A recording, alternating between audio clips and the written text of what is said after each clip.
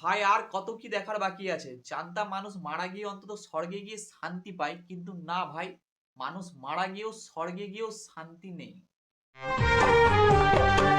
বুঝিও কেন মন বোঝে না মনের শাসন।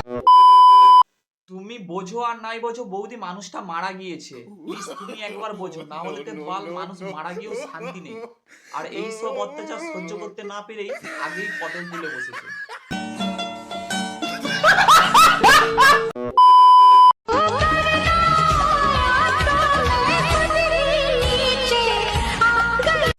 ভালোবাসা ভাই, ভালোবাসা। আর ভালোবাসায় বাধা আসার কারণে এই অবস্থা। আমি তো লেওড়া এই বয়সে টুক বম ফাটাতাম, তাও আবার প্যান্ডেলের পিছনে। আর ভাই তো দেখছি সোজা এখানে শুট করছে।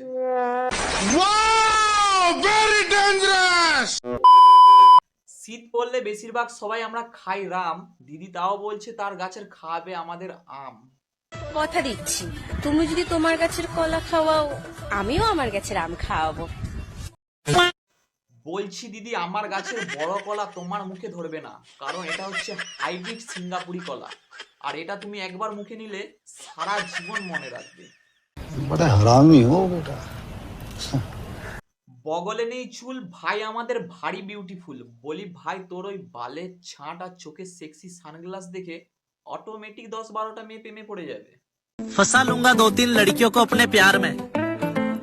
इस सर्दी में सिंगल मैं भी नहीं रहूंगा, मैं भी नहीं रहूंगा।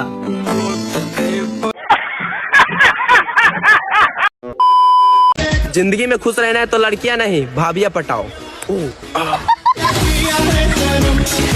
জীবনে ভালো থাকার জন্য মেয়ে নয় বৌদি পটাও, সবটাই বুঝলাম। বলি বৌদি, শেষে এটা দেখানোর মানেটা ঠিক বুঝলাম না।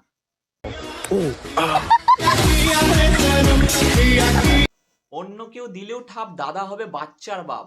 আসলে দাদা বৌদিকে এই জিনিসটা শিখিয়েছে, আর বৌদি আমাদেরকে সেম এই জিনিসটাই শেখাচ্ছে।